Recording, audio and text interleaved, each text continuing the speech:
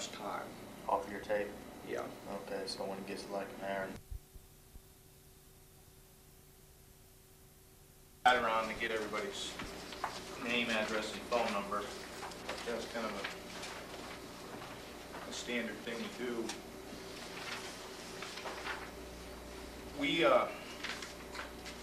You all know who I am. This fellow on my right, Rocky Gutierrez, who gave the biogeography talk earlier at the plenary session, and we have the old sage of Quail World here to my left, Walter Rosine. I thought it might be a good idea to, before we kick this off, to just run through and have everybody just mention you know, who you are and where you're from. Since we're a small group, we have that luxury. You don't even have to stand up, just kind of start with Monty and go across. I'm Monty Whiting from the School of Forestry at Stephen F. Austin, University of Nacogdoches, Texas. Al Jolliker, I'm the assistant manager on a corporate hunting preserve in Eastern Shore, Maryland. Fred Frenzel, Virginia Department of Game and Fisheries. Ron Masters, Oklahoma State University. My name is Alan Houston. I'm at the University of Tennessee and stationed on the Agricultural Experiment Station, Ames Plantation. Don Smith, and Wildlife Management Biologist for the Missouri Department of Conservation. Clay Sisson from Tall Timbers Research Station. Don Deeds, Typical Inland Incorporated General Wildlife Biologist. Dave Delahanty, University of Nevada, Reno. Mike Coleman, Louisiana Department of Wildlife Management. Helen Hamilton, U.S. Forest Service Station in Albuquerque, New Mexico. Lamar Robnett, Clemson University, Agriculture, Fisheries, and Wildlife Department. Ron Simpson, Georgia DNR. Pat Kaiser, Virginia Department of Game and Fisheries. Jeff Hodges, Quail and Loon. Carl Kittredge, Wildlife Biologist at Naval Air Force Base. Tom Edwards, Kentucky Department of Fish and Wildlife.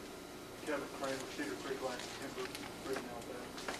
Brett Johnson, I'm the director of the Dixon Forestry Center, Auburn University School of Forestry. I'm Jeff Pennock, MDC Manager. Eric Kurzieski, Wildlife Research Biologist, Missouri Department of Conservation. Bob Schreppel, Wildlife Biologist with the Missouri Department of Conservation in Springfield. Roy Grimes, District Wildlife Supervisor, just came to Missouri Department of Conservation from Kansas. Great. Got a pretty heavy representation of South and Southeast people, Midwest people, and hopefully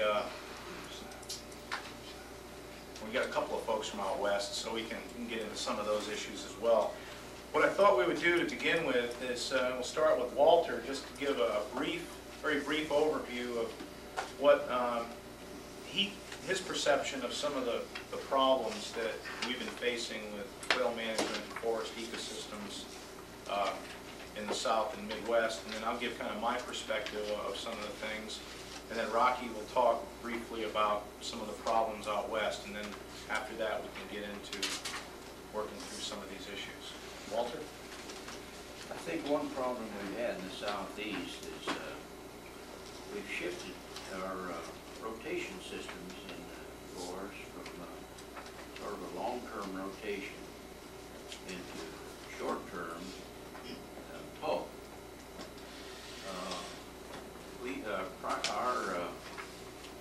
Our market in the past, way back in the 30s, it was all for saw logs, and we didn't have much of a market for pulp. The pulp prices were down. You couldn't. In fact, if a man cut pulp, he worked all winter cutting pulp, and he just made enough money to pay his wages. That's all. And he gave his trees away. That's the way I figured it. And now we've come into a type of forestry where pulp is valuable. Saw logs have gone up from 30, say, well, they used to be around $25, something like that, a board foot, and now they're up to, well, depending on the quality of the tree, of course, but around 175, something like that. We never used to want to sell anything unless we got $100 for it. Now, 100 is too cheap now. We push for as much as we can get.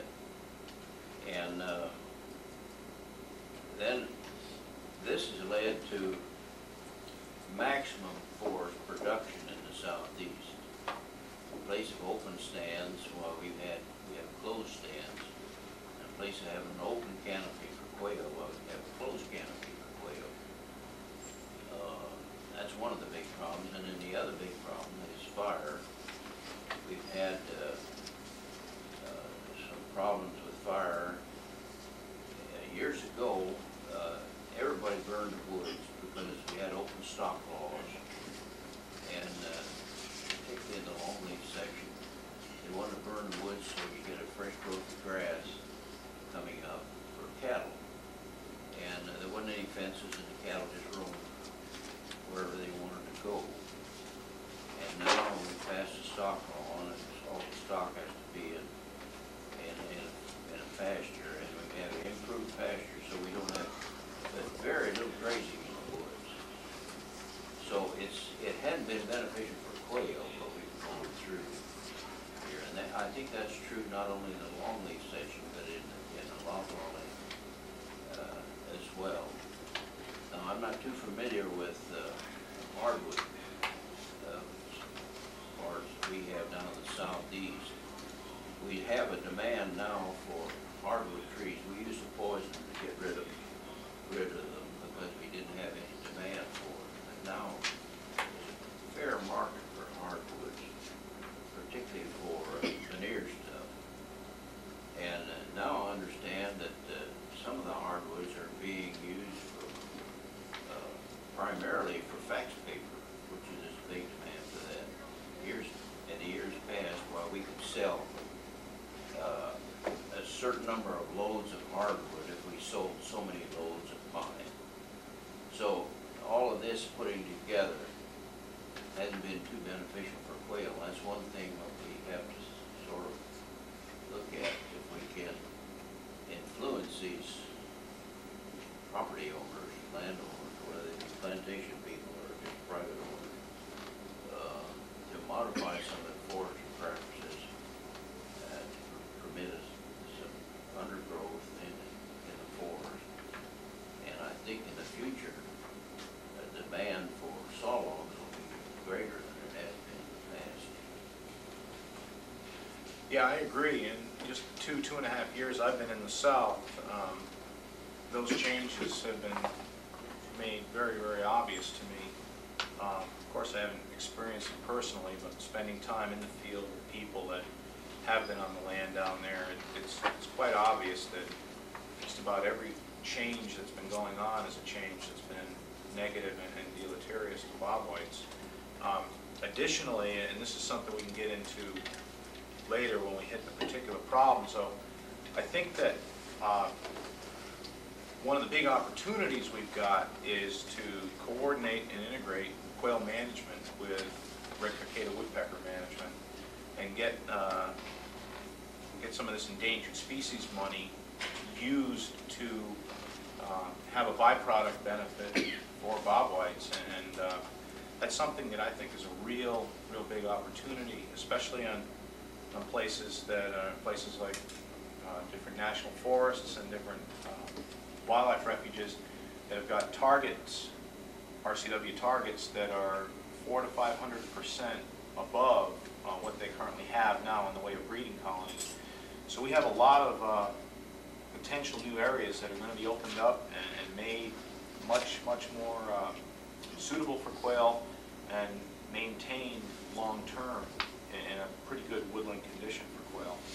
So that's one of the things I think we've got to look forward to as a big opportunity.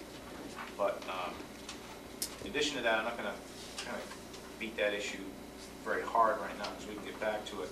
Additionally, what we'll do is have Rocky give his overview of what he thinks some of the big problems and opportunities are in the West, and hopefully give some of you folks from the South and Midwest at least a taste or a feel for what is a very different kind of set of problems that the birds are facing out there. Okay, thank you, Lenny. My name is Rocky Gutierrez, as Lenny has mentioned, and just give a little bit of my background, because for those of you who may not know me, you might have heard of me because of the work with spotted owls. You know, what do spotted owls have to do with quail? Well, it turns out I did my doctoral dissertation on mountain California quail. And I've always had a long-standing interest in those birds, both professionally as well as an application in terms of bird hunting and bird dogs. But the interesting thing that I've seen in the last 10 or 15 years working on spotted owls is that tremendous changes is occurring now in forest management on federal lands. And I think that those changes are going to affect the way in which quail are managed or the productivity of quail. And for example, if you're looking at a species such as mountain quail, it's a early seral stage species or a broad sclerophyll forest species. And so if you clear cut Douglas fir zone, you wind up getting a brush community, and that increases the quail population. The chief of the Forest Service just recently has said that the Forest Service is going to move away from clear cutting. The public is in great demand or is challenging the Forest Service and other federal agencies to remove clear cutting from their agenda or their techniques of logging. Throughout the West, there's more and more pressure to manage lands in an uneven age silvicultural system. And that has ramifications for quail in a way that we don't know at this particular time. And what I think we can do for quail, at least in the western United States, with respect to forest management, is to learn something about the potential effects. While at the early stages, when these changes are being implemented, finding out what's happening, what's the response of birds to these different changes, and getting in front of the learning curve. It always seems that wildlife managers are behind the 8 ball. It's already happened, and we're trying to make up time. I think the timber industry, with respect to the spotted owl, that's what happened to them. They waited, they tried to forget about the issue, they tried to use politics. In the meantime, the information kept building up, and they had no basis for countering what has happened in terms of the new proposal for forest management, because they waited too long. And I'd like to see us not do that with quail. I also see some neglected points in western forest management that needs to be considered. One is riparian habitats. Riparian habitats are clearly in the forefront of discussion among many groups, but primarily with respect to neotropical migrants and erosion and so forth, but not with respect to quail. And in the West, where the only water available, and oftentimes the only green vegetation available in the summertime to the birds, is in these riparian zones. In many arid areas of the West, water is being mined from riparian zones. Water is diverted for public use, and this has two effects. One, removes direct water that these birds use. It's unlike the gamble quail, the scale quail, or even the bobwhite. Mountain California quail have to drink water during the hot part of the day, so they drink water every single day. But there is a very insidious and slow process that removing that water from riparian systems is causing these riparian systems to disappear. And this is happening over much of the western United States. So I think that that spotted owl experience has been pretty good at seeing how forest management works in the western United States and the polarization that it's led to, which I think is really unfortunate. I think there's lots of room for compromise, particularly in terms of forestry and wildlife management. And we just need to understand what where it is we can compromise and at what level we can compromise. We can't do that without information, without some sort of ideas about where we're going in forest management. So I'll just leave it at that, and then we can hit specifics later on. Yeah, we could do at this point is have all of you turn to page 25 and the first page in the draft plan.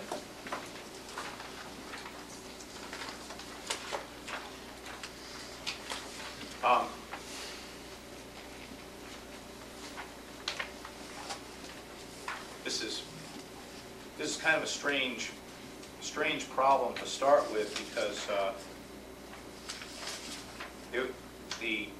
classification of oak woodlands in California was a very, very big issue several years ago when I was in graduate school. And California oak woodlands are very different than oak woodlands in the southeast because it's a savanna, open canopy savanna kind of woodland situation. And it's not a closed canopy hardwood forest like we have in the southeast or portions of the Midwest. And the oak woodlands in California are key resources to any number of different wildlife species. California quail are in many ways intricately linked to oak woodlands in the foothills of the Sierra Nevada and the California coast ranges. There's a big controversy in California over classifying oak woodlands as commercial, or giving oak woodlands commercial classification, which means that if you do firewood cutting, if you do other forms of harvest, you needed to file a timber harvest plan, and part of a timber harvest plan was having a strategy for regeneration. Well, nobody in California or anywhere else in the world, as it turns out, knows anything about how to regenerate California oak woodlands. They cut them down and they don't come back. So it's a classic catch-22 situation, and people are cutting thousands of acres of California oak woodland every year for firewood and specialty lumber and any number of different things. And it's all being done in a very unregulated fashion. So I saw that as an issue, the issue of increased consumptive demands on these woodlands, to having a very real impact on, very real negative impact on California quail populations.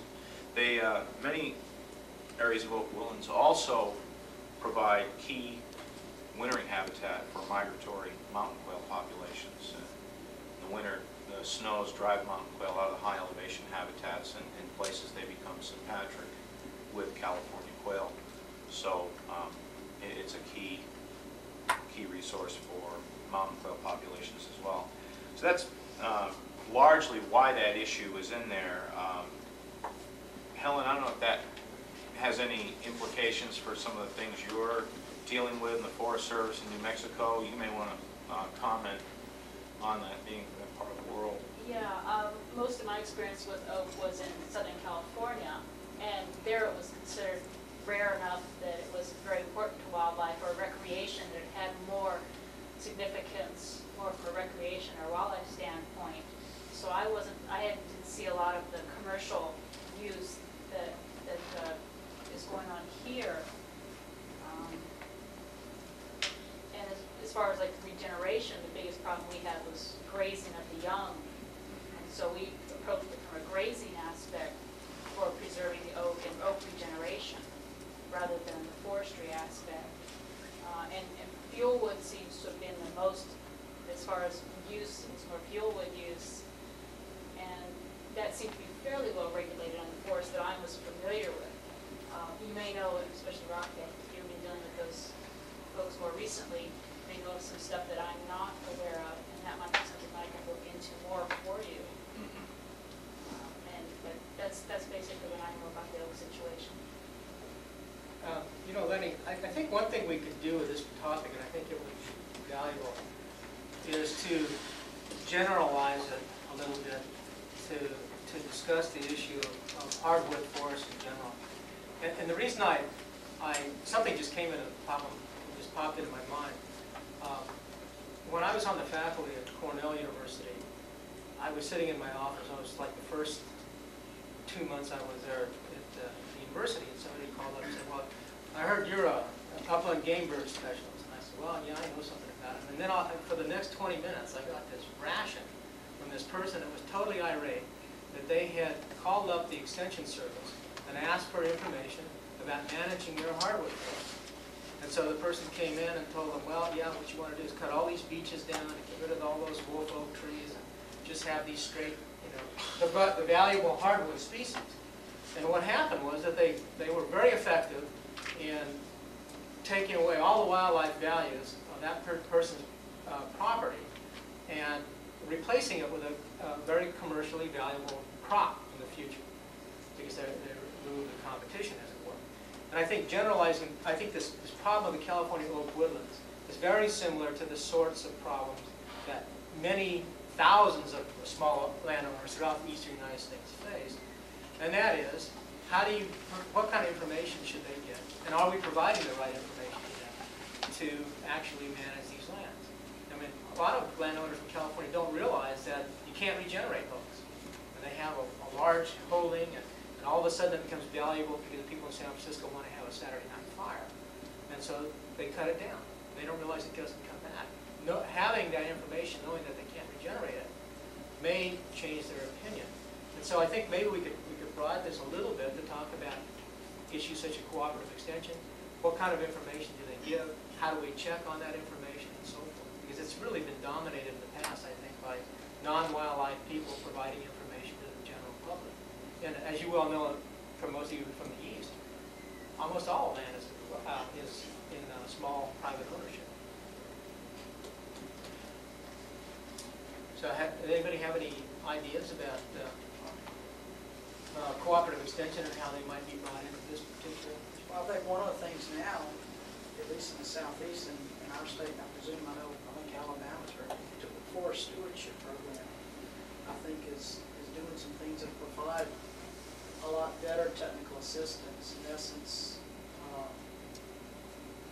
people are setting up their forest for management, but they get to choose when they do it what they want to manage for. In other words, you go in, you tell them whether it's wildlife, timber, then wildlife. And in our state, it runs through the youth system where you've got not only the state forestry division people working on it, but then it gets past the panel of ecologists that make recommendations too. So in a sense, I think maybe there's a much better mechanism, because prior to this, if you were involved in Hardwoods and you asked for a forester from our state agency, they sent a piney woods man out there, and they put, loblolly on the heavy clay soil or something. So there's some things that are happening. Well, what about other people's experience? Is there sort of in cooperative extension, is there a way in which you delineate what the real needs of or desires of the land manager is when they call you up? Is that sort of The land manager, the landowner. Landowner, right? Oftentimes it's difficult to determine what the desires are. In Indiana, go ahead. In Oklahoma, we're working real closely with the Forest Stewardship program as well. And I sit on the panel for the wildlife part of it, and the landowner dictates his objectives, and the foresters, the field foresters, and the regional biologists go out and work with plans. They have input, okay? His emphasis is not timber management. He wants to manage wildlife. And a high percentage of the forest stewardship plans we're seeing are wildlife emphasis. So it's not a timber production thing, it's a hobby with them. They want a place where they can go as a retreat, and if they get some income, a little bit is fine, but it's not a prerequisite. And so, we work with them, do some things for breeding birds, do some prescribed burns for breeding birds, things like that. There's a lot of options. And it's working real well in Extension. We're working closely with the State Division of Forestry on wildlife. Do you have the personnel to keep up with the demand for these landowner visits? And no, we sure don't. One of the things, it's been incredible. And one of the things we're facing in Mississippi is that, and they can't get enough game and fish biologists or other agency personnel. So what's happening is the consultants are moving in to try to fill that vacuum. And some of these folks are very good. Other of these people are basically charlatans who just hang up a shingle and get some cards printed, and they have a bachelor's degree in wildlife and forestry, and they're not a very good student, and they think they just know it all anyway, and they're going out and making these management recommendations and getting them kicked back in their face, or not getting the people into the program that they want to, not getting the people who want to get in the program, and so on. So, at least in my limited experience, lack of technical qualified personnel and lack of some kind of consistent accountability is something that I think one of the ways we're approaching that, we do have a panel like you were talking about, where you've got actually a panel of 8 people that look over each plan. And we're going to have a training workshop for consultants that are looking at these forest stewardship plans. We've got one consultant particularly we've had to work with a lot, but he's been willing to work with us. He wasn't a wildlife person, has a wildlife background, but he's willing to say, okay, you got me out here. So we see a need for a workshop. You think the big problem is communication? Yeah, we're just raising their standard of knowledge, or their level of knowledge, because they haven't had experience with it. They had been told, and like I did when I was in forestry school, forest management is good wildlife management regardless. Not. Yeah, right. Not.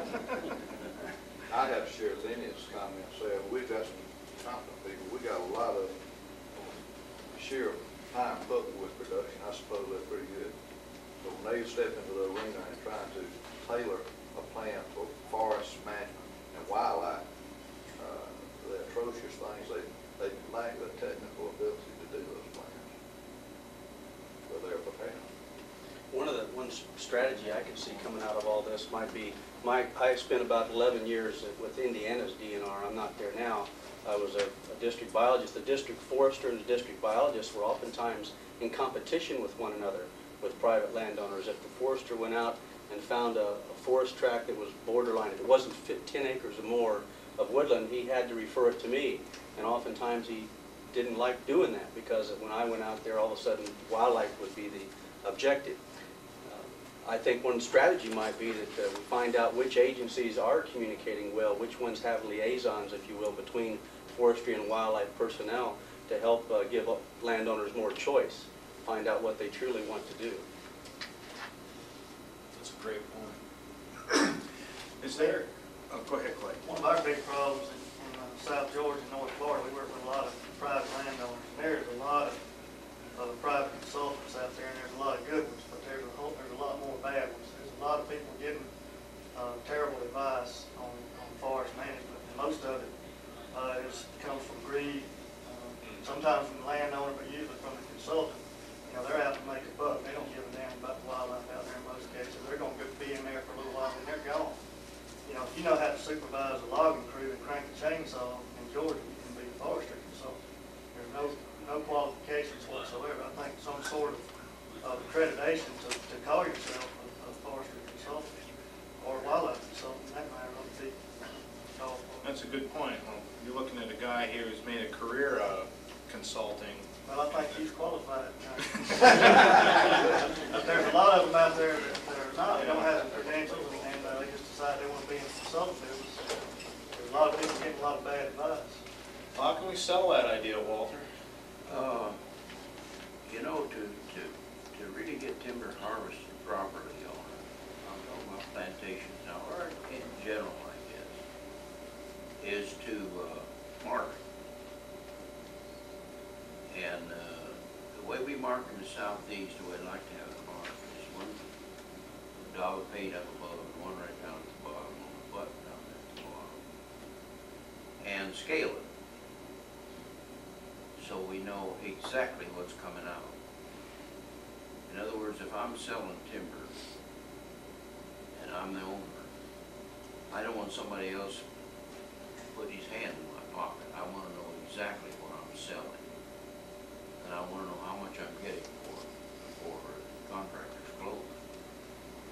And then that would be for pine. And then I would stipulate in there that in all the trees, that we should have a mixed stand of hardwoods too, particularly the narrow-leaved oak, as far as quail and turkey are concerned.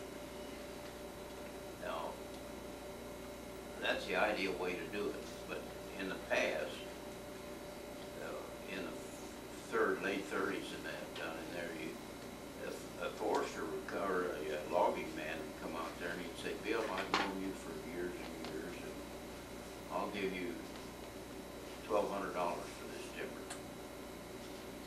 And it's probably worth $5,000. But the poor guy didn't know what he had, and he sold it because he had a note at the bank or something, you know, so he sold it. So we've gone through that stage now, and so most of these people that own timber now can see the light at the end of the tunnel, you know, they know exactly what they have. And I think it's primarily a matter of education, to educate the owners. Let's get back to the communication thing again.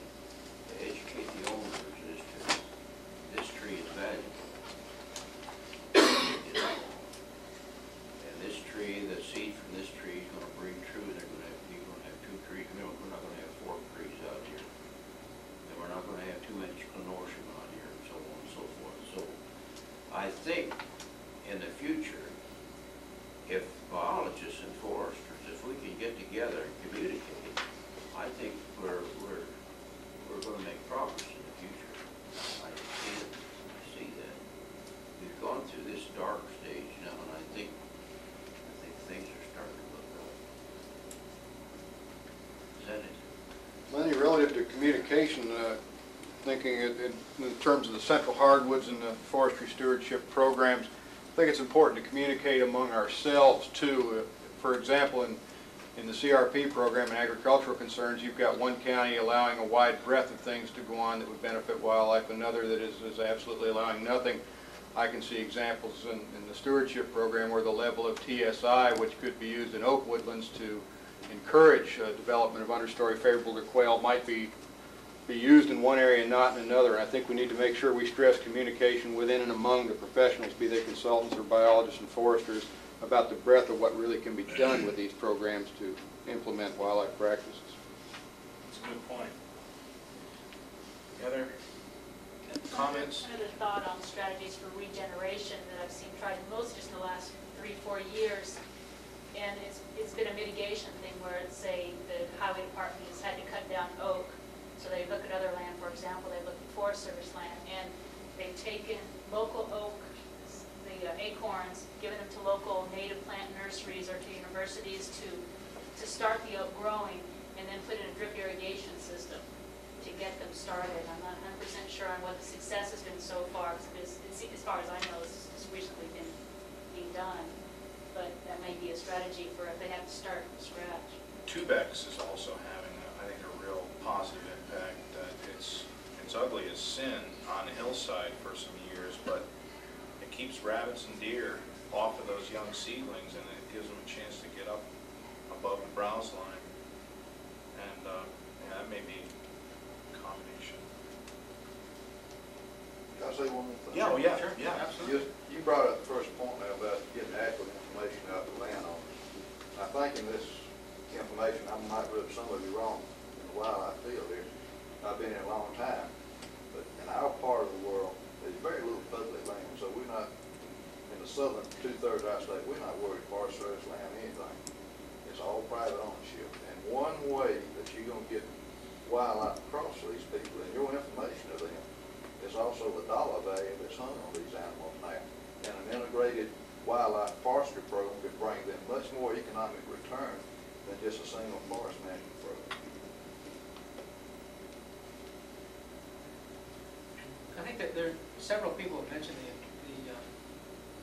idea of education and communication among these agencies and so forth. And that's always a tough one. And maybe we ought to explore how we can increase communication more effectively among agencies. I know that I've seen in some national forests, for example, that the foresters often wouldn't communicate with the wildlife people until it was absolutely necessary. And it was almost like there were separate organizations with different agendas rather than commonality. And I know in a cooperative extension, each state has a different sort of way of approaching problems and communicating. And my thought is that in view of the fact that we're in the 21st century, and we have tremendous capabilities electronically, that there's no reason in the world why there couldn't be some networking electronically among people that are interested. Voicemail, for example, or bulletin boards, whatever. And I wonder if there's not some way, without, I mean, the thought of it would be another bureaucracy, send shivers up my back. But, the fact that those technology is available to us, would it be not worthwhile for, say, Cooperative Extension in Washington or some other place to take on a clearinghouse role, as it were, for dissemination of information that might be valuable? And I don't know whether that's something like that is workable or what people are doing. Maybe you could talk a little bit about that. Yeah, I think a lot of what, you talk extension. Extension right now is in a very fluid, strange kind of situation. And my impression, being at a land-grant university with a big extension program, is that they're having a hellacious time defining what their role really is. Because it used to be the classic farm advisor, and they'd go out to the farm and tell them, test your soil and fertilize this and do that and spray this. And now they've gotten to the point that these farmers hire their own consultants and advisors to do that, because Extension didn't have the resources to get to all these guys. And so they're kind of behind the ball on it, and they become more involved in a lot of other ancillary issues that aren't typical classic extension kinds of issues. And I think in general, how the Cooperative Extension Service redefines their goal and mission and strategy for doing it the next 10, 20 years is going to have a big bearing on some of these things we're talking about here, because they really are the link between the research community and the folks on the ground that are doing it, or at least they should be the link for it. Sometimes they are, but more often I think they're really not, and they really miss the boat for numerous different reasons. I don't know, you folks may have some insight into that, I'm sure many of you have dealt with extension in different capacities. Monty? Yeah, I want to point to it maybe more basic than that. We talk about communication, but we can't have communication as long as natural resource managers are sniping at each other. On the one hand, we've got foresters sniping at wildlife managers shooting does. On the other hand, we've got wildlife managers sniping at foresters for clear cutting or whatever. Then you've got the range managers down the road. And, classic example, I will argue, hell freezes over, that in fact, good forestry is good wildlife. And, we just can't have it. And somehow we've got to do something about that to get communications between natural resource managers. I think what stems that whole problem begins in the education process. In the universities, you're training foresters on one hand, way over here, and wildlife people on the other hand. And during the education process, there's no interaction. You're not training natural resource managers or forest managers to manage the whole package. You got pieces here and there, and then when they get out of school, there's no reason for them to see things from the other side. That's an excellent point. Yeah, I would like to say, I noticed many of y'all go to a neighbor today, and did you turn to the inside and look at the hunting thing on the Oh, yes. Yeah. Well, I think something that we fail to recognize is that when people, these are the same groups of people and the same mentalities, and when they make inroads, let's say with wildlife concerns, they're also making simultaneously the same kind of inroads with forestry concerns. And yet forestry and wildlife, even though they're part of a triangle, do not recognize it. And I agree with Clay, this begins in school. We begin to train a forester to look like a forester. The person that you alluded to at the very beginning of the discussion, he apparently talked to a forester who knew how to make the forest a whole lot better, and that was his mindset. And regardless of the technologies that are involved or are available, as long as the mindsets are entrenched, they will not be taken advantage of. And so what we have to do, I think, is at the university level, begin to sensitize foresters and sensitize wildlifers, not in a backhanded sort of way, which is what we're doing now. We're saying, okay, now you've got to learn, foresters, a little bit about how to handle these people who have wildlife concerns. It's a necessary evil that you must endure, and so we're going to add some questions to your test. That's not the appropriate way to go about it. You've got to make these people network. And that means then that in the faculty, you're going to have to abandon some mindsets in order to be flexible enough to do that. In my opinion, that's where it begins, because these people then generally do not go on to get masters and PhDs. They leave at some level and they go out and become entrenched in that bureaucracy. And then they are the ones who actually make things happen. So at the university level, we have to get these people networking there and sensitized in a very real way, educated. We may have to turn somebody out that doesn't look like a forester for a wildlife biologist. And I think, my personal opinion is that is what the public out there is clamoring for right now. They're saying, give us somebody who looks like both of these things. And when they come to this landowner that you raised for us, Rocky, that they can say, well, wait a minute, now have you considered the fact that you remove the beach, that you're also doing this to this particular patch of wildlife? Are we starting to see some of that now? You know, I've worked with a couple of younger foresters lately, and I have background in both the fields, and I've noticed all of a sudden they are much more interested in the wildlife language, for example, than they were before. So I wonder if maybe the antis and the other pressures out there haven't forced some of that to start happening in some of our colleges. I think some of it's happening at the agency level too, but I know I've seen changes at the University of Missouri per se. I've seen changes in the Department of Conservation, but I haven't seen a real concerted effort toward focusing on that change at the university system. We still got our forestry guys way over here in this building, our wildlife guys over in that building, and I think people need to work more together on these issues. Well, that's going to come from the Society of American Forests, the Wildlife Society, the Range Management Society, or whoever. They're the ones that need to take the leadership role in that. You know, they fight like cats and dogs. Oh, yeah, the whole wildlife/conservation biology issue that they were all up in arms about, feeling conservation biology people are cutting in on their turf. How many states here have joint annual meetings, the SAF and TWS? Right. And we started doing that a few years ago. I think it's helped. I need to We've talk got to you. AFS in there too. I need to talk to you. Now we got Society for Range Management wanting to come in with us too. We found that we have the means to do that in place right now with the 1990 Food Security Act and the Forest Stewardship Program. Has forced all our resource agencies together within Kentucky to go to the landowner and just all of you stand in a circle and the landowner says what he wants, and you've got all these resource professionals together to answer the questions and go the direction he wants to go together. That's been remarkable for us in Kentucky. It's brought us together, it's forced us together. The mandate of the Food Security Act says that it'll be a multi-resource effort, and it requires that each state have a state committee represented by all these resource agencies present on that committee, and they must address the landowner's wishes. And it's already in place. It's a perfect means. It's funded through stewardship incentive. It seems like we better capitalize on this right now when we've got the opportunity before those dollars are seen that Congress is not being used correctly. Excellent point. Michael? One more comment, I like just talk about stewardship too, because I really see like they do. I mean, we have a committee and,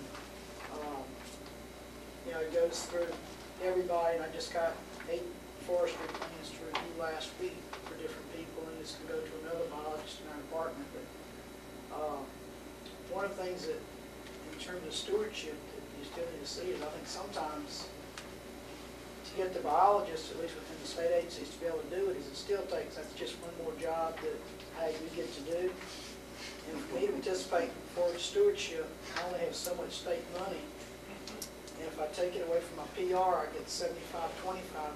To go to forest stewardship, I go 50-50, so I'm losing money every time I charge a forest stewardship against forest stewardship. I've got to charge it against something else. But I think that state agencies are going to need money, you know, to put a permanent position in their staff and not necessarily in forestry position staff to be able to keep things like they're going to.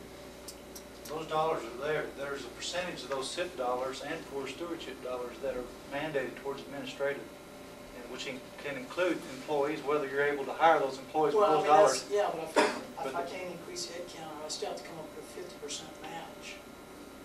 And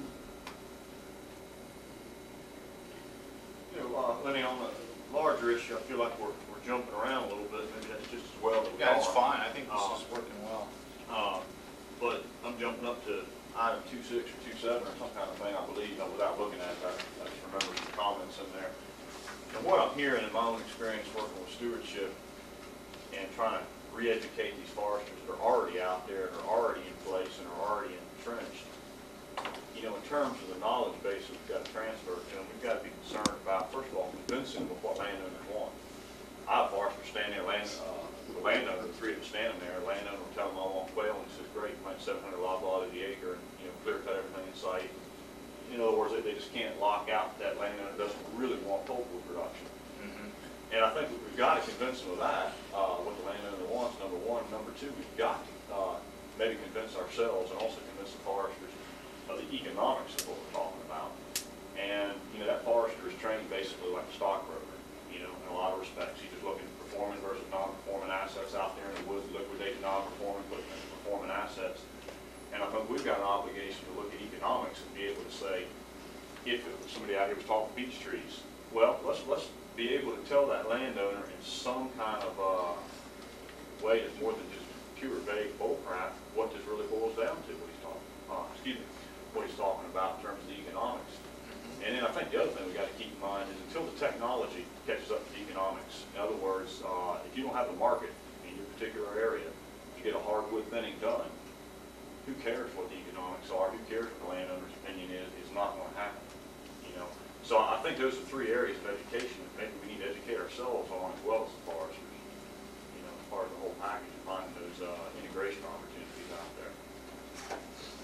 There's one more thing. The landowners have pretty well conveyed to us, at least in Tennessee, and I think across most of the South, there are certain forest practices they're not going to accept. Not going to accept clear cutting. And yet there are some benefits to clear cutting that, for instance, well, all y'all are aware of that. And I think perhaps the challenge, first to the educators, it seems like to be where most of us are trying to aim the challenge to the educators, but also to the researchers, to come up with alternatives, to try to figure out ways, and we know shelter wood, we know seed tree, we know clear cutting, and then it begins to bog down, and selection cutting, whatever it is. And I think perhaps that there is an array of silvicultural literature that has yet to be written that we haven't yet stumbled onto, and we need to look for that. Things that are palatable to landowners to address their objectives and to address a multiple array of benefits.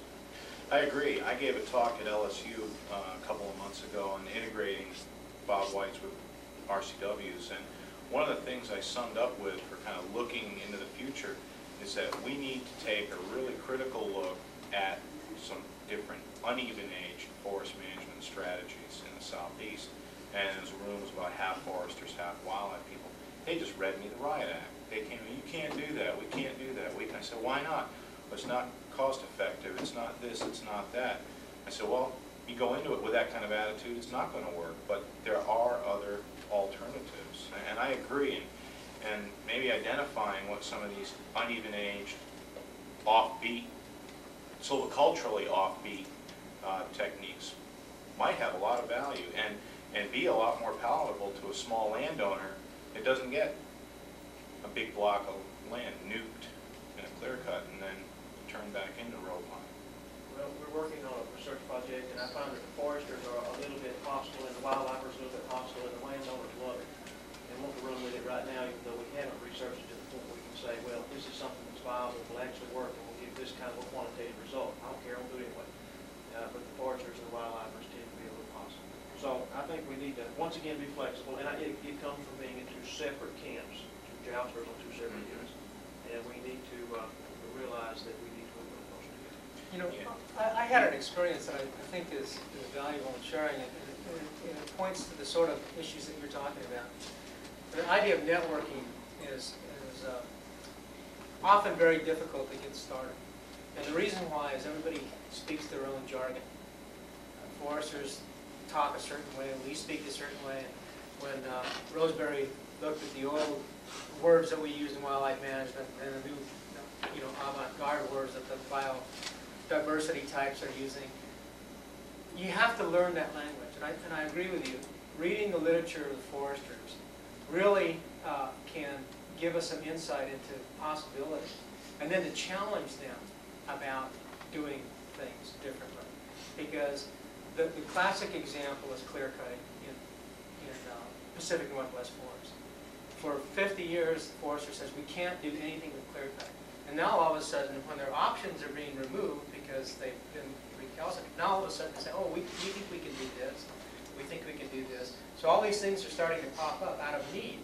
And if they had done that 50 years or 30 years ago, when people started asking for different sorts of ideas about cutting or different silvicultural strategies, and had we known as wildlifers to say, well, what about this? I think that we can do these sorts of things and have multiple benefits, they might have done that. And we didn't know that language, so we couldn't say anything.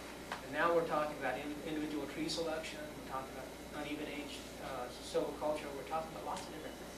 Well, could this networking begin, let's say, at the level, say, of a local SAF chapter and a local wildlife society meeting coming together and not bashing each other? In other words, what we tend to do there is self-flagellate. You wildlifers tell us what's wrong with us, you foresters tell us what. But rather than get together, I am a forester by training and also a wildlife biologist. And this meeting has been very helpful to me to get me back up on the jargon, listening to wildlife sort of things. I'll go to a forestry meeting, and that of course, it keeps me up or somewhere and keeps me perplexed. But if these meetings, if foresters were here at this meeting to understand what the needs of quail are, the very poor picture that you drew the other day, or the fact that, not a poor picture, but the fact that it was not a very encouraging picture. Quail populations are down. Things are changing.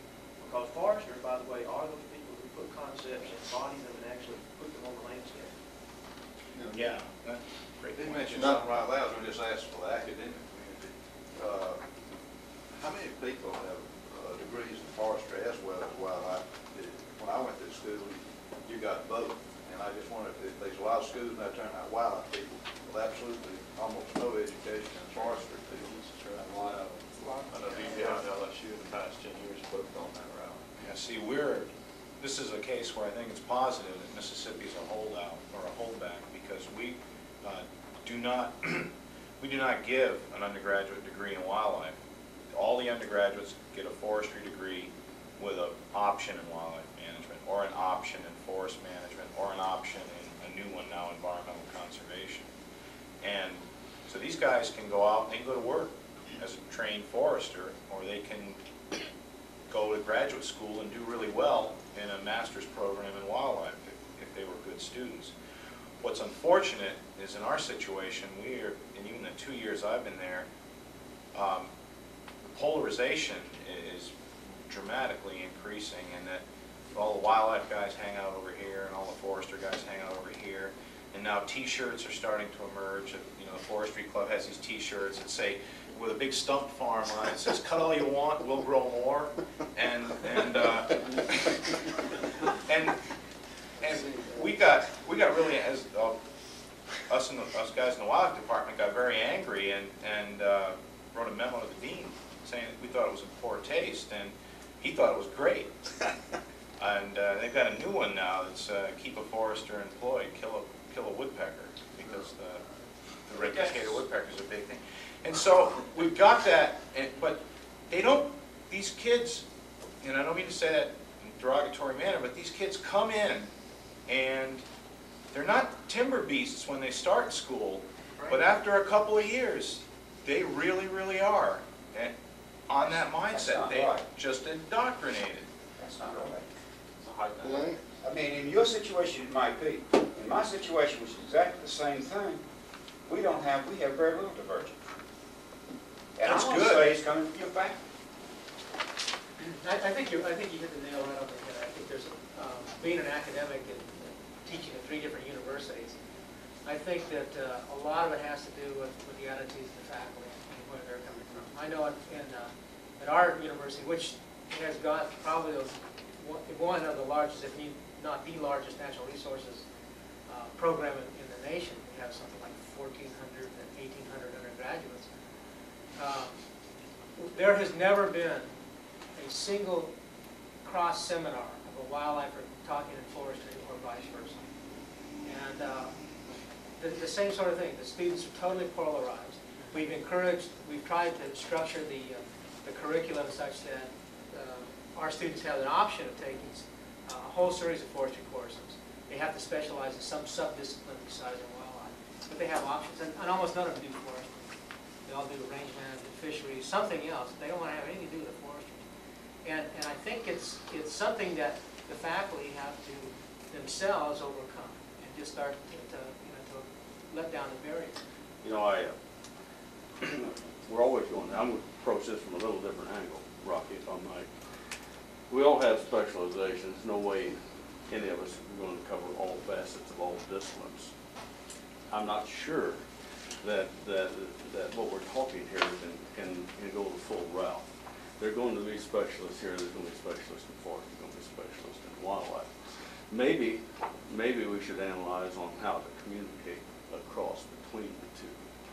And something that I have noticed, well, we just worked through a problem here the last couple of years in this regard, and we were having difficulty, I'm in wildlife, we were having difficulty with the forestry problem. And everyone knew all the personalities involved, so why are we having this problem? Well, we sat down and had a beer over it, and really the problem that we identified was the fact that I, as a wildlifer, was trying to visualize a forestry system and talk to the forester in how to make that system function for wildlife, when I really didn't have that intricate understanding of the forestry system. And after several weeks of working on this, the other side, the forester, said, listen, why don't you just tell me what you want? Now that sounds simple, but it was a good idea, and we sat down, and it wasn't real easy for me to tell him exactly the mosaic, exactly the picture that I wanted to see out there on the landscape, but we worked on it from our side. And you know, we, in response to this, the foresters took this picture that we wanted to create on the landscape and came up, as you mentioned a minute ago, with a forestry practice that never has been used in the United States. They came up with a French practice that had been used 300 years ago of managing two stands simultaneously on the same acre. And it's beautiful. It's working for us in this particular situation. But I think we may need to look at the structure and the way we communicate. You know, we're sitting here as wildlifers, I'm sitting here as wildlifers, trying to tell a forester what to do. And that doesn't get me very far. I think that's right on, because that's what the Forest Service is starting to do, where we take the parameters that the researchers are giving us, say, okay, for bobwhite, we've looked at their habitat parameters and 70% or 25% canopy closure, this percentage of we went on the ground, what species we want. And I don't, even though I do have training in forestry, I don't have to be a forester. All I have to do is give these parameters what we call in our desired future condition, and then give that to the silviculturists, because they can grow anything we want. All they need to know is what we want, what species, what canopy closure, et cetera, what habitat parameters, and they can grow anything they want, as long as their mission is to grow wildlife habitat or whatever. So exactly what you're saying is, it's working. Well, you know, there's also something else that, being the devil's advocate on this, that if you ask a forester, they'll tell you they can do it. And that's not true. And I think that's one of the ways we start developing these polarization things. There's at least in my training and seeing many universities, the attitude that wildlife faculty have, I think, is that there's lots of unknowns. We're dealing with a great deal of uncertainty. And as a result, you have to be fairly conservative. And I think the educational system of foresters is very different. You know, this is the way you do something. You can do this, you can do this in this situation. And it's very deterministic as opposed to probabilistic from the wildlife point of view. And they're always telling us, well, we can grow spotted owl habitat in 100 years. I said, well, yeah, how old are you? And they said, what does that happen? Well, I said, there isn't anybody around that's derived the silvicultural prescription that's worked for spotted owls. And the point is that I think that both of us need to come together in terms of us having a more clear idea, as you suggest, about what we think we need. But they also, I think, have to be encouraged that they need to have a little bit of humbleness, that actually they might not be able to do something. They have to think about it a little bit. They can't cookbook everything. Yeah, they can't cookbook everything. Go ahead. I see a lot of the problems that we're talking about now being solved by society, by the general public, industry, and large landowners. And the Forest Service in particular has changed dramatically in the last 10 years, you know, what we're talking about. And I see industry right now dragging a lot of universities behind them, trying to get us to change and help them. I don't think there's anything we're going to do about a lot of the problems we talked about. You take a professional in forestry or wildlife that's been in business 15 to 20 years, you're not going to change his mind to the degree we're talking about. And I think you know what I'm talking about. But I think the new generation is changing. Yeah, I see that. But what concerns me, and I don't want to get off, change horses here. What really concerns me about bald white quail is when we go in and do everything known to science, and there's no response. And so we do that all over South Carolina. Let me interject something right here. In quail, when you look at a piece of property for quail, you have to determine what the limiting factor is. When you find out what that limiting factor is, you correct that, your population will go up to another plateau like this. It'll bump into another limiting factor. You eliminate that and it'll go up to the next one until you get to saturation. If you recommend the correct thing, you'll get response. But see, It might not come. I don't think we know the answers. It might not come in 1 year's time. I don't believe we know the answers to that. Sure. What the limiting factors are. Because we have tried that. Well, you have to be able to look at a piece of property and know what the limiting factors are. Then you can start managing for quail. And another thing I wanted to say here along what you were talking about, I think that the economics of this thing enters into it. Now, I've gone to I don't know how many different schools and have been involved. They come out and they say, "You're a quail man. How about going out here to the experiment station and looking at a piece of property out here? We want to do something." So you go out there and you get with the director of the experiment station. You just say, "Well, how about doing so and so right?" "Oh, no, we can't do that. This piece of land here has been in cotton in cotton rotation for 15 years. We can't make any changes here." And you go to another piece of property and you say, "Well, what about here? It'd be a good idea to do this right here." "No, we can't do that." And the same thing has been true in forestry. And I think that that we're a new profession. As much as we hate to think about it that way, we're a new profession. And we just have to sell our bill of goods. And I think one way of selling it is on these experiment stations where if we could, they're so ingrained there though that your experiment station directors, they have to produce so much cotton, so much corn, so much soybeans. That's all over the United States the same way. So if we had some good demonstration areas somewhere, along with the economics of the thing, quail hunting used to go for 5 cents an acre. Now it's $1 an acre. And a good deer stand is worth several $100s.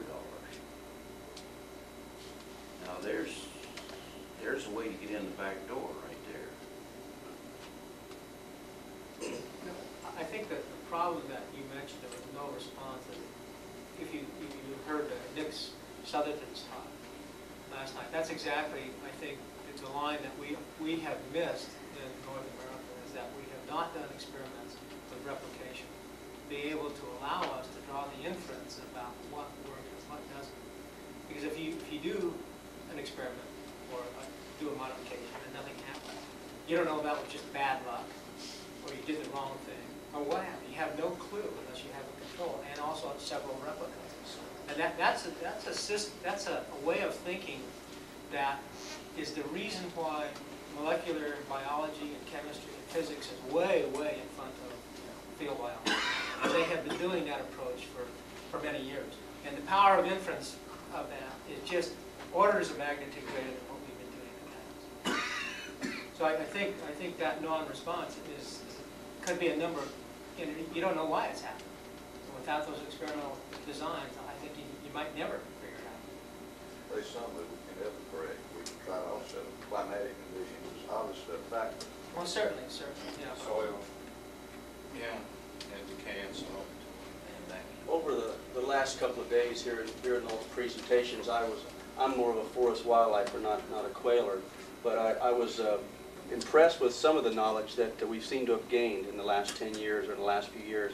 But overall, I was a little bit depressed or surprised at how much yet we didn't know, or how many questions there are at the end of many of the presentations that we still don't know because sample sizes weren't large enough and we couldn't investigate what we were trying to do fully and so forth. I wonder how much coordination is going on among agencies around the country, or at least in these regions, and among the universities where a lot of that research is being done.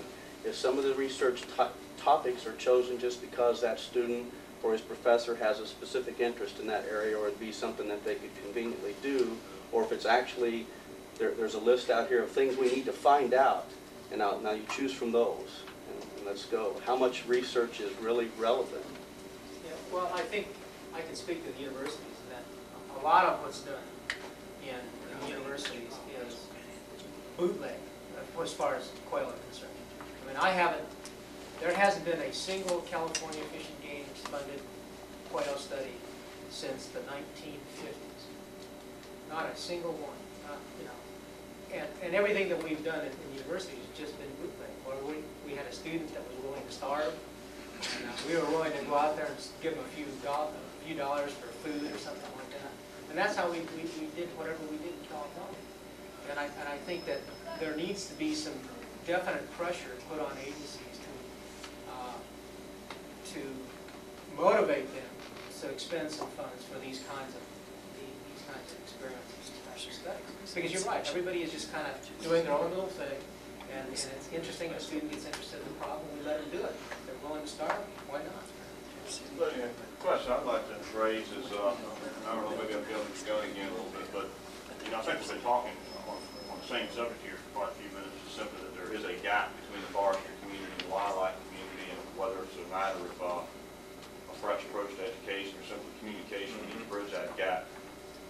I can't help myself being a little goal-oriented. What are the strategies we're going to carry out here? I think we stated the problem pretty clearly. I mean, that's what I'm getting at. Where to from here now that we've all agreed on this? Well, some strategies have been identified, in that a good simple thing to do would be to plan and orchestrate joint Wildlife Society and Society of American Forester meetings, and have forestry wildlife issues on the program. Encourage maybe joint or interdisciplinary authorship on some papers. They could do some things, some incentive things, like give free or reduced membership if you have cooperative authorship between somebody from a forestry department, or somebody in the forestry arena and somebody in the wildlife arena, to force or provide an incentive to get some folks up to talk about some work. And it doesn't have to even be original research. It can be reviews or synthesis or those kinds of topical papers too, so you don't have to go collect a bunch of data and do the study. But that's one example. I think some other things are leaning on some different university departments to integrate their curricula better, or provide a supportive learning environment that downplays some of these go forth and have dominion over the woodlands kind of attitudes that the foresters teach, and also downplay some of these highbrow, we're holier than thou, and we're going to shut your operation down attitude that the wildlife people have. And I see both of that every damn day that I go to work. So I think there are some things that have been identified here in the way of both problems and strategies that that can be used quite well. Additionally, I really encourage you to sit down and write down some of your own thoughts on this and send it to me, and I'll be very, very happy to incorporate this stuff in here. Additionally, the things on the Forest Stewardship program, that's something that I totally neglected out of my own ignorance of that program. I mean, I knew the program was out there, but I hadn't been dealing directly with it. It wasn't part of my life, so it didn't make it into here. And that's why we're having this, to kick these ideas out. So, I got a bunch of notes to work things in, and I really, really encourage you to to take some time when you get home and write this stuff down and get it to me in a week or two. And I'll see that it gets into the document. The wording may not be exactly the way you put it down, and I may take comments from 2 or 3 people and kind of incorporate them and meld them together. But believe me, these ideas are going to be in here, and you can rest assured. You have a question? One of the things that I've seen, it seems like the public in my particular area doesn't even know who to go to find out information. Our cooperative unit's 7 hours drive from us. I just recently had a couple members from that unit come and visit our area in Panhandle. The first thing they stepped out of the van and took a field trip. They said, wow, sandhills aren't sandhills everywhere. This is totally different than what we're used to. And how can these people recommend management practices for areas that they've never seen before? And I don't know what the solution to this problem is, but I know there's no substitute for doing your own homework on your own area. I think a lot of people try to apply management that was done even for the Ray Cockade Woodpecker and Francis Marion and say, well, it's going to work here. Yeah. Naval Air Force Base or someplace else. And so I don't know where the public's going to get this information. I think it's going to be very helpful to wildlife people. And in your particular university, I think it's good. They're meshing wildlife and forestry together. I see it. I've got a co-op student in my offices in your undergraduate program right now. And I think that's good. I think that's probably going to work. People coming out of the profession now. But I still don't see how the public's going to get this information. They don't even know who to pick up the phone and call. Yeah, They're calling up us and saying, can you come over to my piece of property? I'm saying, well, yeah, I guess I can. It's not my job description. I'm a wildlife biologist for the Air Force. They don't pay me to go on private land and look at stuff. But I don't even know who to point them out to. Yeah, typically that kind of thing, historically or traditionally, and by definition, will fall on a county agent. And if the county agent doesn't have the expertise to do it, then his job is to find somebody that does, a specialist at a university or whatever. I'm astonished at the number of people that don't even know about that simple mechanism and how to use a county agent and pick up the phone. And now the big landowners and the guys that are the big movers and shakers in the counties or regions or whatever, they know that and they use it and they exploit it. And that may be the difference for why they may have a profitable operation and other people don't, and kind of die on the vine. Additionally, I think that there's some real opportunity to be creative in the university arena when when people retire or job positions change, and in rewriting the duties of what these people have when new faculty members are brought in. For example, like my job was created because people put pressure on the legislature to do something about quail in Mississippi, and so they gave Game and Fish Agency a pot of money to do something.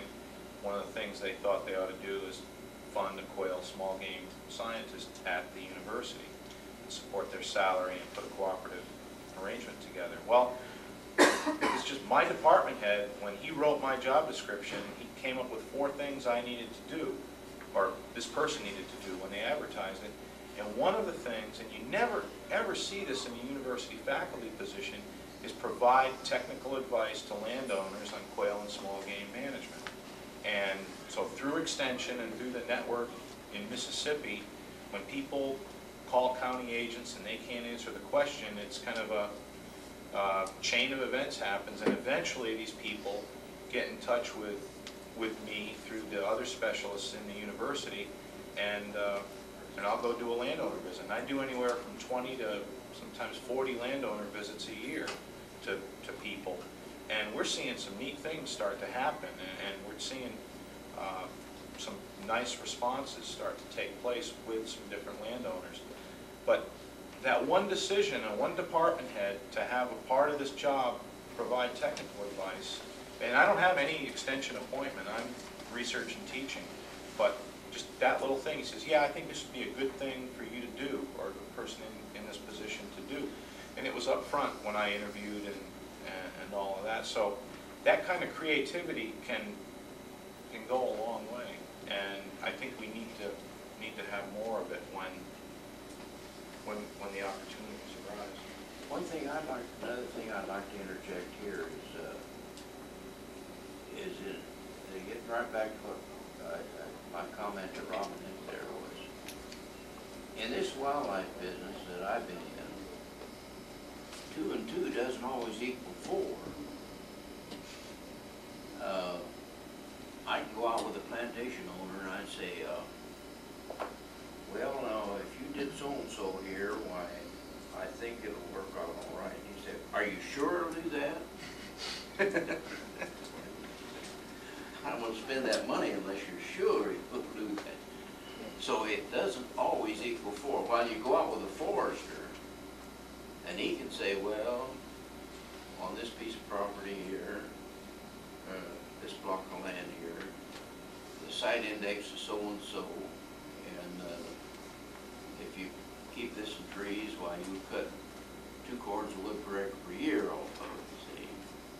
Now, we can't do that. We have to realize that we just can't, we're not a science, it's like there.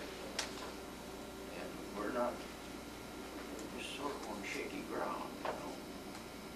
But we do have enough information now, I think, where we get our feet on the ground and compete with forestry and agronomy and all the rest of it.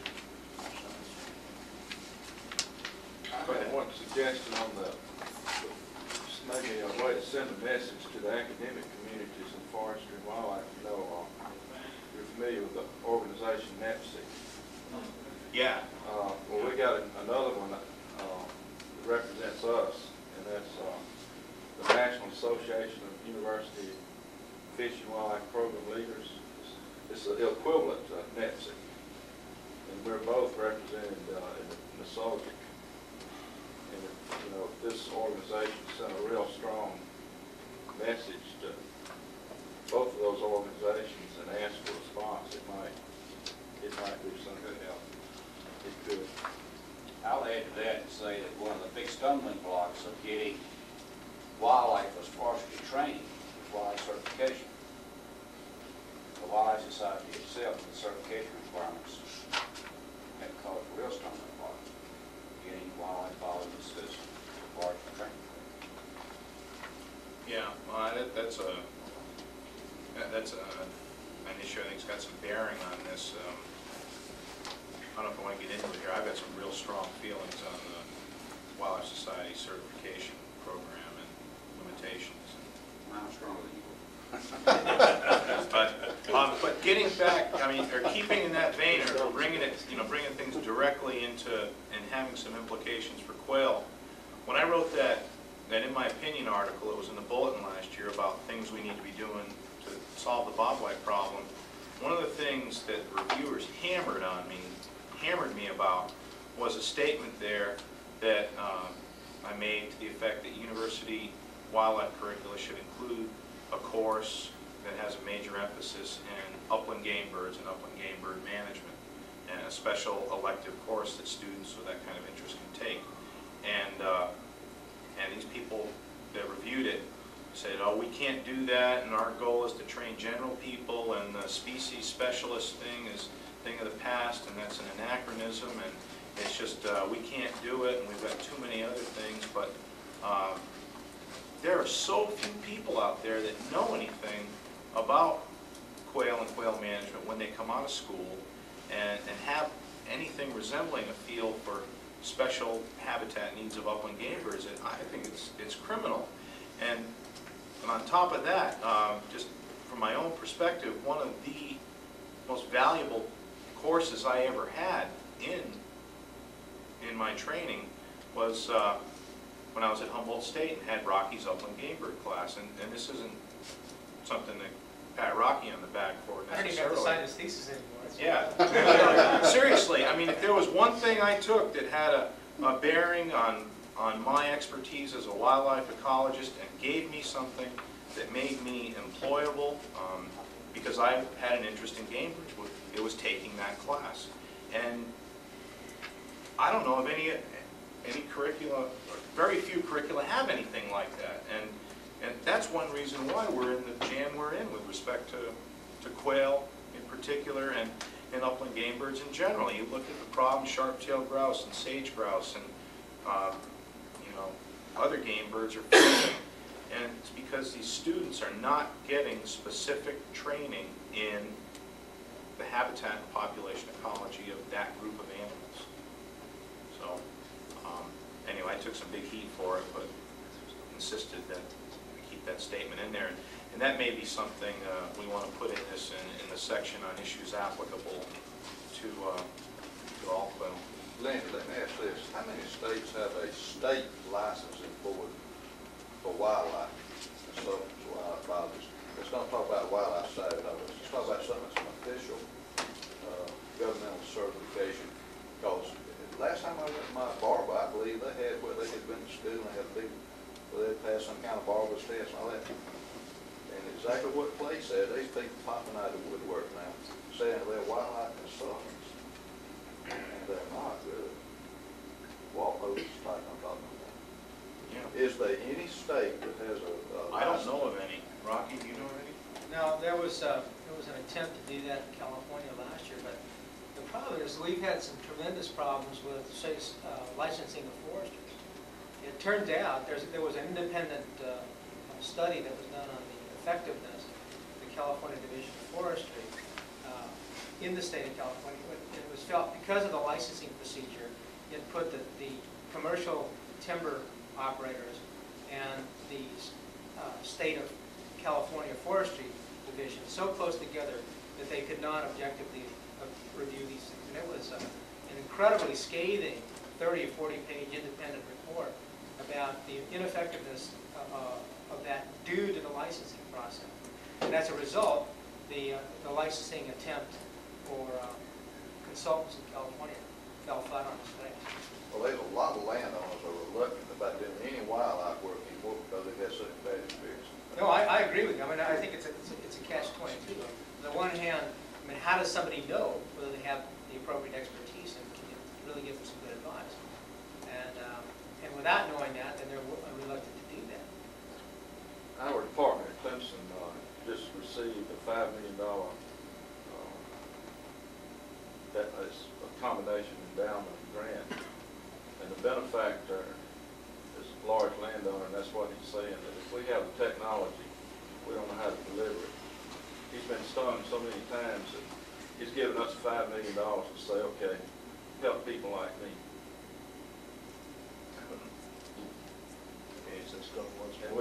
And one of the things we're doing is interviewing other people like him, and we're hearing it everywhere. A lot of these folks are dealing with foresters and engineers, accountants and lawyers, and they say that we're not on the professional plane that we can deal with business people. We're hearing that from all directions. They're asking for people with a professional degree in wildlife, non-research, publications that their managers can read and understand. I think we've got a long way to go. I think it's what Lynn was saying about turning out and being an ecologist that took 17 courses on biodiversity, don't know how to bring it well in the back end. I might shift gears a little bit, but in a way what I'm going to say is related to some of these other comments. We've talked about how we can communicate it between foresters and wildlifers. I also think we need to enhance communication among ourselves as wildlifers. I work in research. I think that in order to get at some of these things, like Rocky mentioned, experimentation and some better knowledge, that we're going to have to start treating management as an experiment, and that the manager is going to have to start thinking that they're really researchers too. It's not me sitting in this ivory tower down there in Columbia telling you how to do things because I had a budget of $50,000. It's you out there manipulating this ground and getting with that researcher and setting up some darn way to devise an experiment, and they give you something when you're done.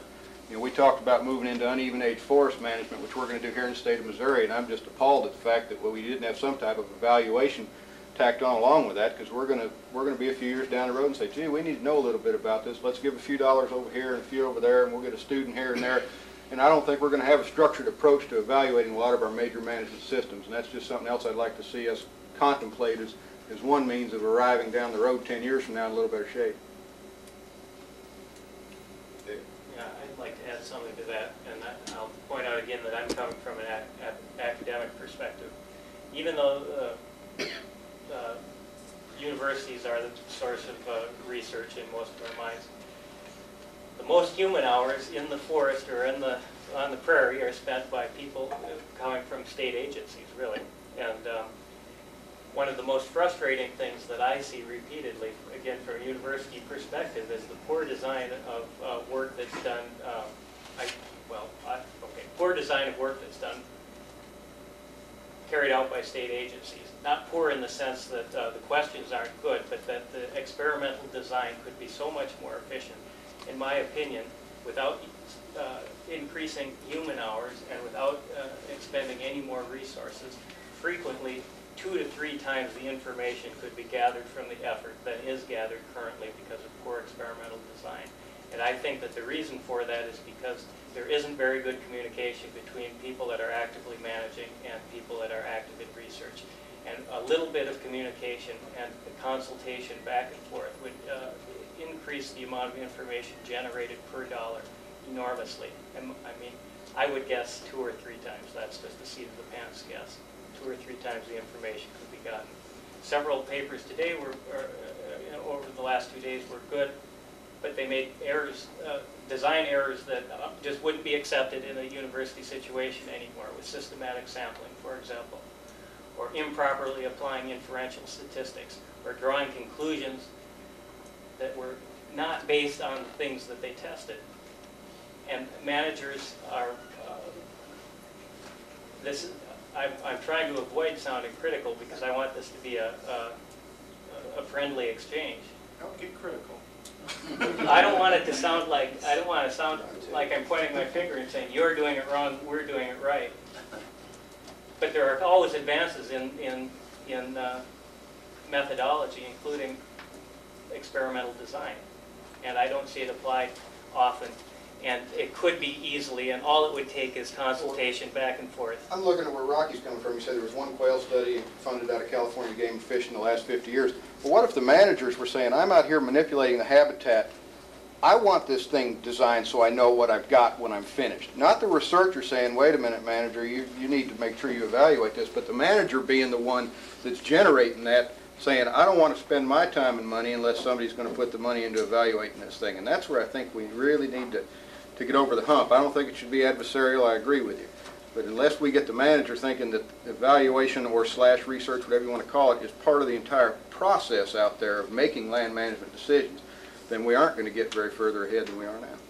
Well, I'm new to quail, but my background is in shorebirds, and there are several endangered shorebirds, and so state agencies in particular work very hard to try and improve shorebird situations on the prairies in North America. And there are many examples, frustrating examples of managers putting out an enormous effort to try and figure out how they can get shorebirds, piping plovers, for example, to breed. And when they're all done with their 3 or 4 years of work, they can't draw a firm conclusion, and they can't even identify what worked and what didn't work because of design. And it was a waste, and it's been repeated. And we should avoid it, and we can easily. Even there are so many managers here, which is great, and even though there isn't a formal network, I'm sure that you have contacts with universities. Find a professor that you respect and who you get along with, and just consult in a friendly way. Just exchange thoughts before you carry out your management experiment. I don't work in a university setting, but I think we've got to be the ones to get out there too. Oh yeah. I think yeah, we got to turn around and get out and say, can I help with this? You know, is there a way that I can really do something? But my experience is that university people that I know would love to have some input in management, well, what I'm calling management experiments. But it's hard to just come and say, hey, let me have some say in this too. Say something on that. I work for a forest corporation, and we work on research a lot with SFA, even at Fossil State University. And I agree with what you're saying 100%. But one of the things I see in Texas is egos. The state agencies don't want to work with the colleges because there's too big egos. And it's not just the state agency's problem. It's also the air that comes from a lot of the colleges. You know, everybody to Texas. And I think we need to work through that. And I think some of these meetings like we're having today will help. Mike? Just addressing what Dave just said, I think our department at LSU, while we fund source programs and research, using waterfowl or using whatever, at times, they got off doing their thing and we would be off doing our thing, but in an effort to try to work closer together now, we meet twice a year with their faculty to hear what they're doing, because they've got funds that's not theirs, but a lot of times they're interested in what problems we have and that. I think that's a really good way to try to keep in touch, because that helps a lot to really meet and talk, because every couple of years, I know you think a new set of graduate students is getting ready to come up with just to make those things occur. Yeah, I think, you know, the adversarial relationship that often exists between state game and fish or state wildlife agencies and university wildlife departments is really unfortunate in a lot of situations. They're competitors more often than not and are very, very frequently at loggerheads over many different issues. And that whole problem, I think, is counterproductive. It varies from state to state, but you know, some states have a very good cooperative relationship. Other states, it's just a disaster. But in general, I think that adversarial sort of atmosphere has to be reduced or eliminated between the university people and the state wildlife agencies. Well, this destroys our credibility overall. Yeah. The general public. Yeah. You know, they don't want to hear two different stories. We need to be on a united front. We can all have differences, but we at least need to get together and discuss it. Let me interject one other thing here, see how it goes. Do you think we have enough publications on wildlife that are at the level the average guy out here can understand?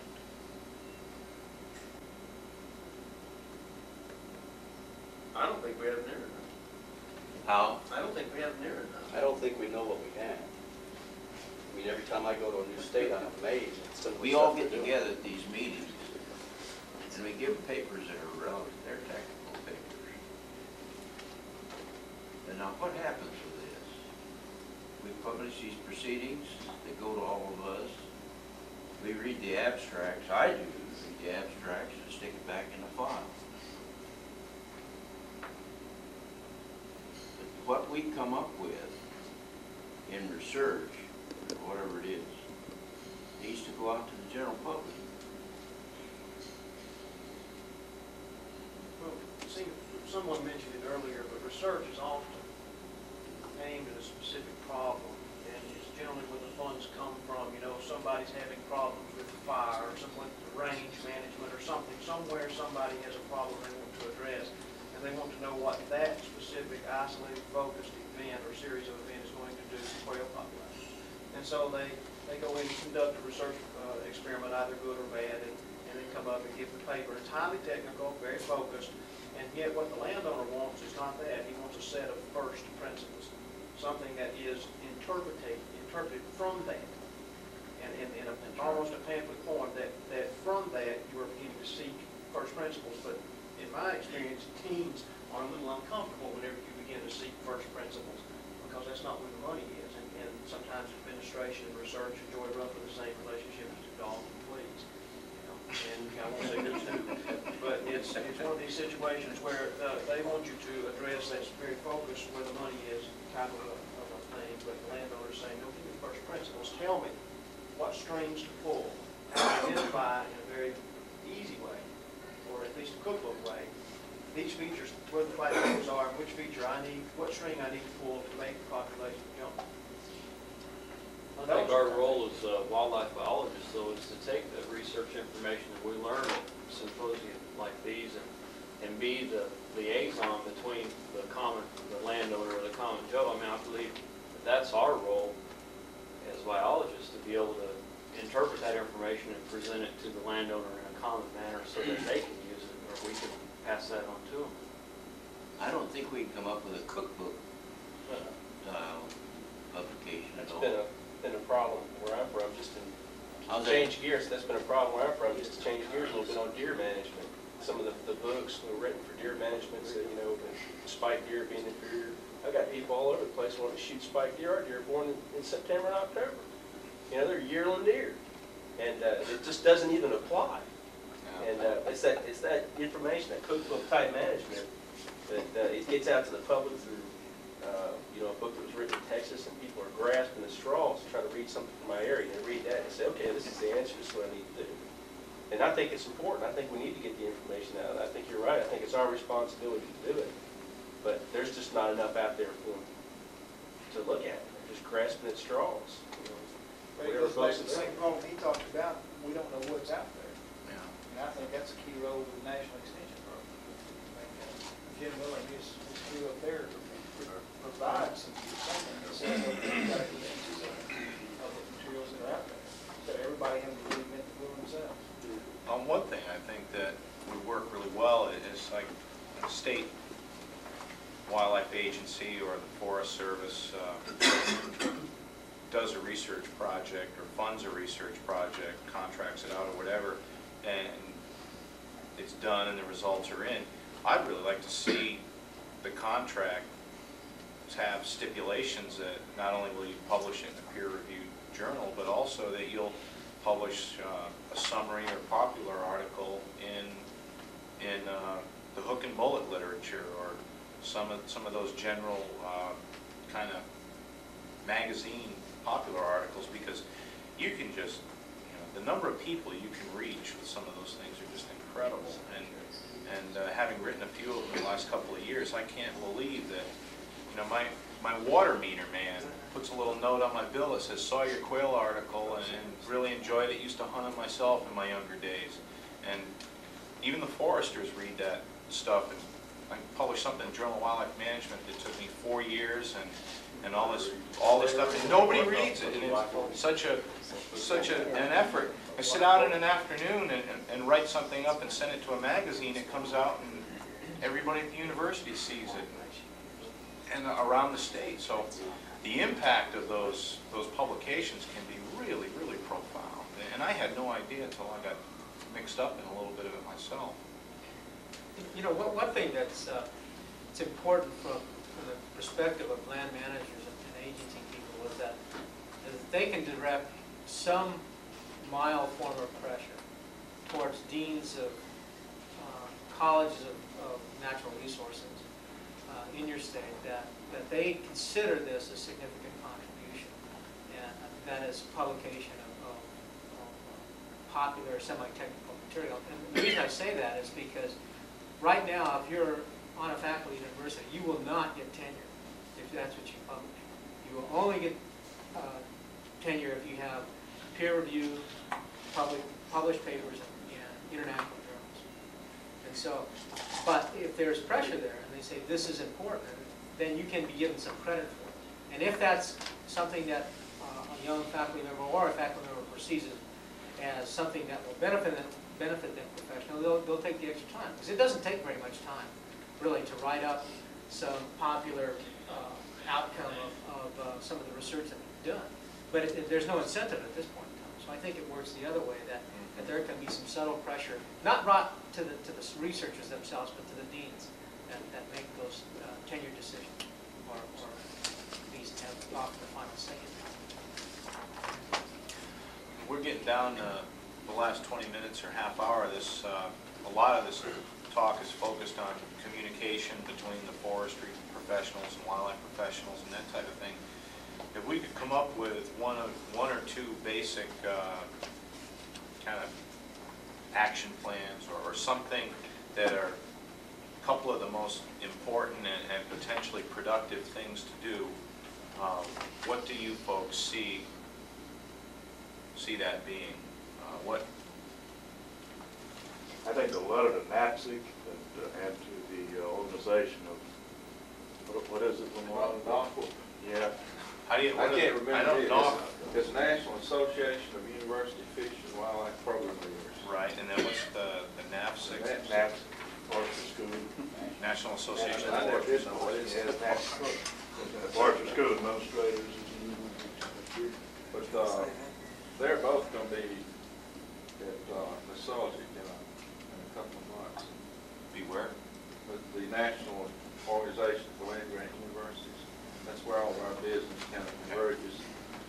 I think we need a dictionary dictionary for acronyms. They won't all be there, 'cause they're not all land-grant universities. No, I know that, but the Forestry School Association Fish and Wildlife programs would be a good one, because, you know, guys like Monty or even Rocky they're not in the land grant loop. They could be left hanging out to dry.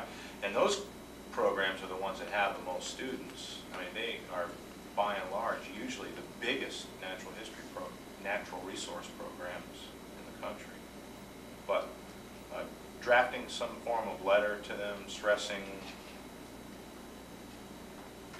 The problem that as we proceed here, your department is a regional chairman. Right. That we're broken into regions, and he can help you. Okay. Put it to the right. Something I'm hoping we come out of Quail 3 with, and maybe this section, is a list of gaps in our knowledge of quail management, and that list of gaps would lead to research, and that list would be provided to state agencies and universities in those regions where that research is most applicable. And then not stop there, request feedback. You know, are they going to pursue any of these things? And if they do, let other folks know that they are, and so forth, so we don't get so much redundancy and make more progress. Maybe prioritize them. Right. Yeah, that's largely what I had in mind when I sat down and put this first draft together, and I've held my ground to a large extent, but I've given a tremendous amount of criticism that it was very heavy on research and very light on management, but that reflected my bias, and as we worked through a couple of additional drafts, we brought in a lot of other management issues, and that's been good on one level because it brings those out and identifies them. On another level, there's really not much of a unified theme in this document anymore. It's kind of all over the road, and so it's a double-edged sword. But yeah, I think that's an excellent point. Yeah, getting back to something that Water started the whole thing off with, talking about the changes in overall forestry management in the southeast. You know, in Virginia, at any rate, we could make massive strides, in my opinion, for bobwhite quail if we could influence foresters to reduce stocking levels in pine stands, and if we could convince them that the world will not end if they use some prescribed fire in their pine stands. And I guess that's my problem in Virginia. Nobody else is in this room. But what I would ask you is, as Quail 3, how are we going to approach that strategy? And apparently it's more than just Virginia from your comments. It's throughout the southeast.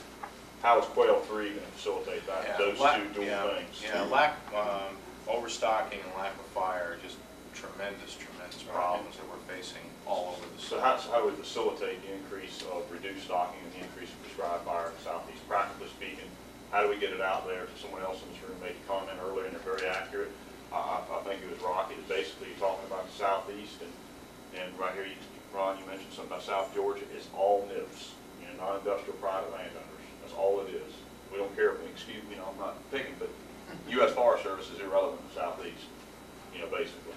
South Well, yeah, y'all got some problems, by and large. There are some pretty vast stands of national forest land in the south. Right, I mean, relative to, yeah, and certainly my experience in Carolina, North Carolina, Virginia, West Virginia, you're talking about mountain forests. Right, Anyway. a lot of it is out of the coastal plain where the quail opportunities are. So how do we facilitate on the NIF? Reduce stocking and fire. That's what I'd like to see come out of this room right here. I mean, I understand there's issues that pertain more to western quail, perhaps the midwestern oak woodlot situation, but in terms of the southeast, how do we facilitate those two as a group? Well, reduced stocking might take care of itself, and that you don't need to reduce stocking if they go in and thin at age 7 or 8. And as chip demands go up, they could be going row thinning. They're row thinning now at 10 or 12. They could go to even younger than that. You see what I mean? And you're seeing lower planting levels already. That's With increased survivorship.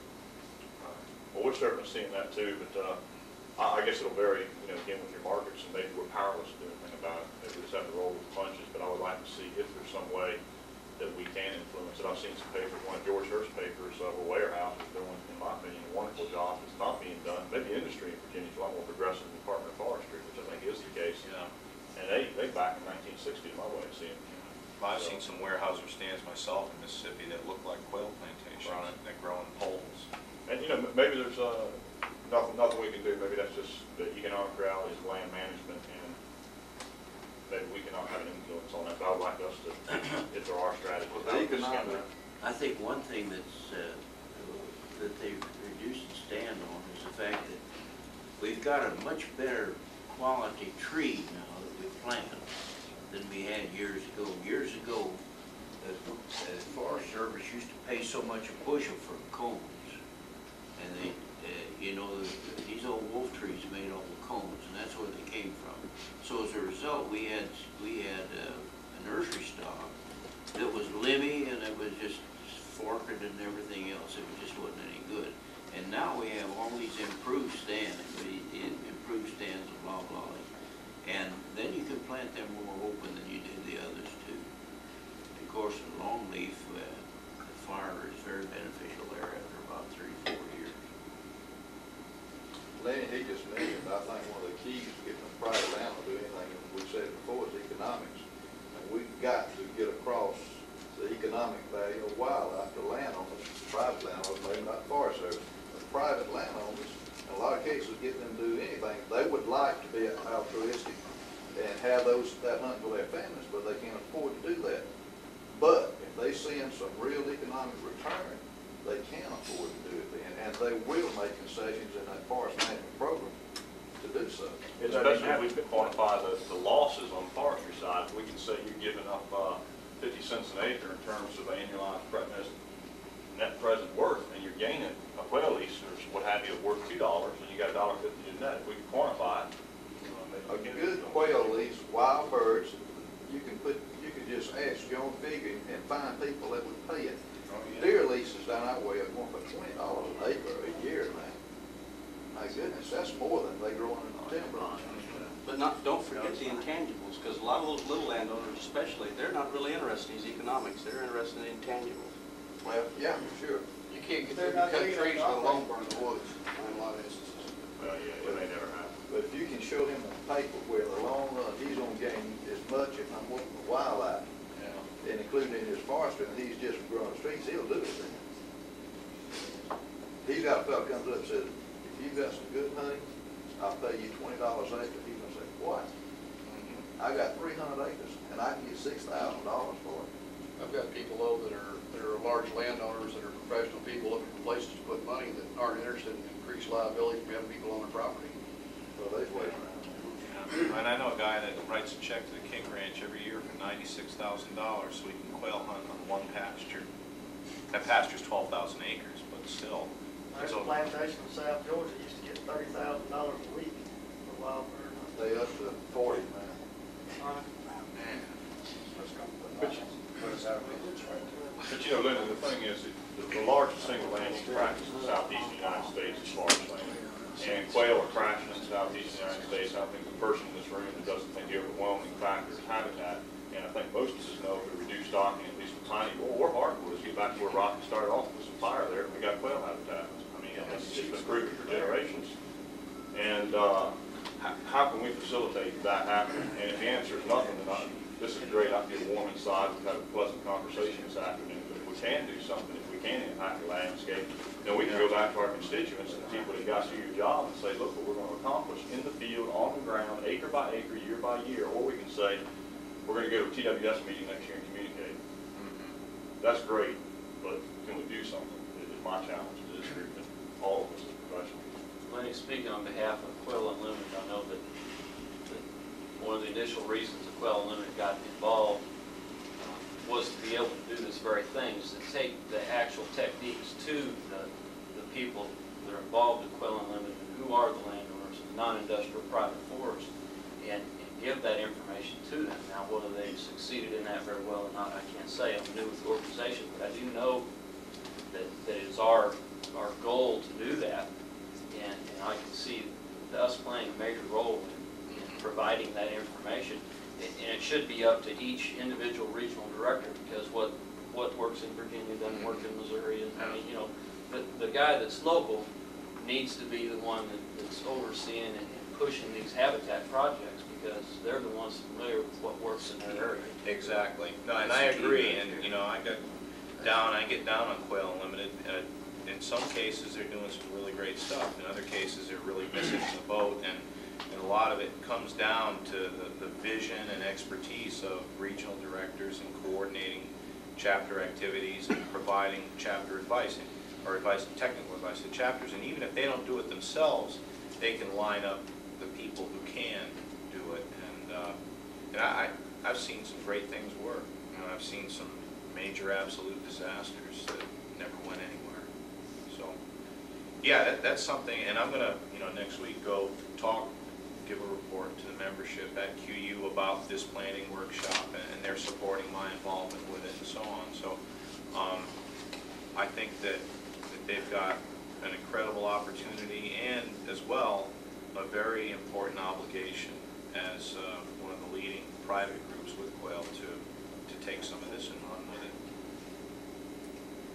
Is there a demonstration area, or are there demonstration areas that do precisely what you're talking about? There, some, yeah, not nearly as many as there should be, and that's one of the things that I've been harping on ever since I came to Mississippi, is it makes me sick to see these chapters just distribute a bunch of seeds and tell people to go plant food plots.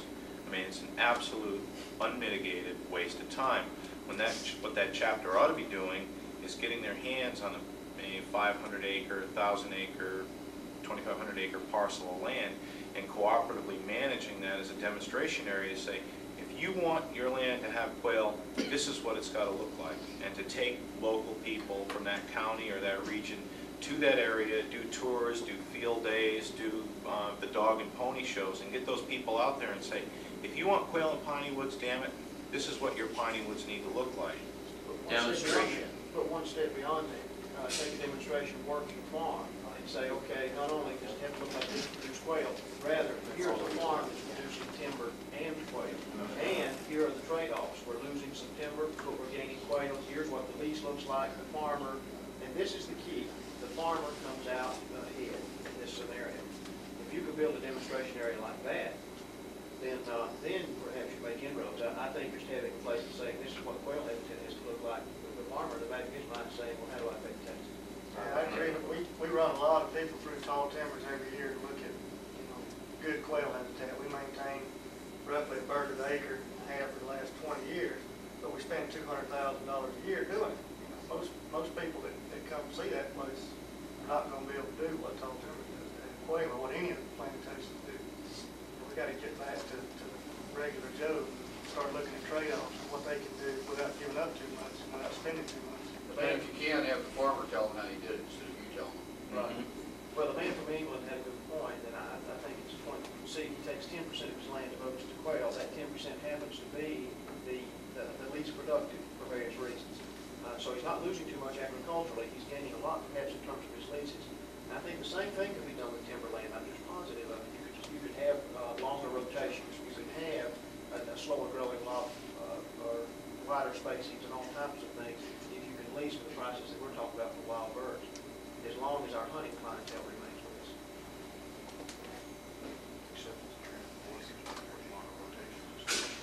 Well, I think that's the thing that's here. On this document, one thing that disturbs me, I guess, is I read the document, is that shorter rotations are probably here to stay until the economic incentive is for longer rotation. That may happen as things continue to happen in the Northwest. The other thing, too, is this elimination of longleaf pine. And I wonder, is longleaf pine the culprit, or is it just the high basal area that traditionally comes from wildlife? Well, yeah, and the associated lack of fire. You've got that much longer block of time in there that you can't burn when you replant wildlife. Yeah, it takes several years. That's on page 29. Page 29. Yes, how are we as Quail III in the document, these plans, this is one simple goal, how are we going to promote the use of dry fire under pines in the south? More so than what it is now. Our demonstration area is a wonderful idea. Communicating with foresters is another wonderful idea. What's the limiting factor on fire? Is it that, you said foresters, when I was in school, which is not been that many years ago, we were taught that fire is an effective tool, and still are. But in many places, I suspect in Virginia, is it the public that is saying, hey, we don't like to see smoke? It's liability. Yeah. Well, I think there's a variety of factors. It costs a little bit of money to get done. It may not be that expensive. There's money out of the pocket. There aren't a lot of people with the expertise. We don't have the expertise. Not everybody go out and buy a fire plow and start burning under their 40-acre stand of log. state law, which isn't necessarily the case in another state. Maybe it's education of the public, liability, somebody mentioned. I mean, there's a lot of small factors in. There are a whole array of things working against, some fire. Well, I'll get a mission short, you come out, they take all that, get all the vibration. It's something you were going to say about Fire, fire. burning, a lot of vibration. North Carolina do the same thing. Was plenty. In regard to longleaf and shortleaf and loblong and slash, I think there's a place for all of them, even pond pine. There's a place for all of them. And I'm a firm believer in keeping pine, longleaf pine, back in the original, where the original stand, where Wallenberg had a mark, the whole thing in the southeast. And I think loblolly should be planted where it was originally grown, and slash the same way. And of course, pond pine it fits in the wet areas in between. But pond is not a commercial tree. Well, the problem, I think it might be perceived on the forestry sector. Sir? Longleaf is not a real good short rotation species. Loblolly is. Yeah. Rotation is a problem. But a nice stand of longleaf is a pole stand. And there's money there. If the rotation would go to Stockton, we can make money on longleaf. Oh, yeah, right. It catches up and it's got. There's been some financial analysis done, though, and you can't make, if you had an 80-year longleaf rotation, you could have 4 20-year loblolly rotations. You're not gonna make the same amount of money on that long leaf. But you got wildlife trade-offs, that's the whole thing we've been trying to get at. You can't justify it purely from a financial standpoint, because we've tried and it don't work. Yeah, that shit changes all the time.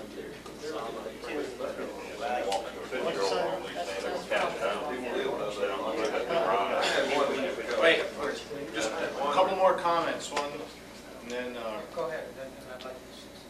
Could we generate a list of quail researchers? sure, I'd like to know who they are. sure, about 95% of them are here this week. Will there be a list of attendees that I? There is, we can generate that very easily. It's all in the computer, and they sent it to me when I did the mail out for this.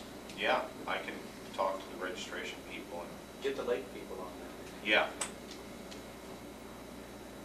To use for networking, just distribute. If we could fund a regional or national project, who would be interested in participating, and what is their interest, specific interest? That's a real good idea. Yeah, two or Centralized research, research. quail researcher, or manager, or tonight something like CRP that's from here to keep it calm. Some of the problems you run into with CRP. Some of the things they dictate. Chance of getting support maybe through the Southeastern or something like that, at least get the directors online and saying we're going to get involved in this.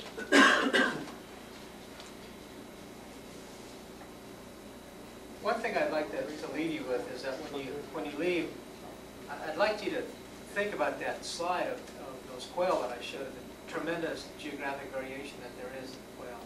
And I said before, if that variation is a reflection of local adaptation, we would expect that there's going to be different responses by quail in every different part of the country, different habitats, different climatic regimes. And so no one prescription will work anywhere. And I think that we're just scratching the surface. I think you're right. I don't think there's enough published, either the technical or the hands-on literature that really encompasses what these birds are really doing out in the wild.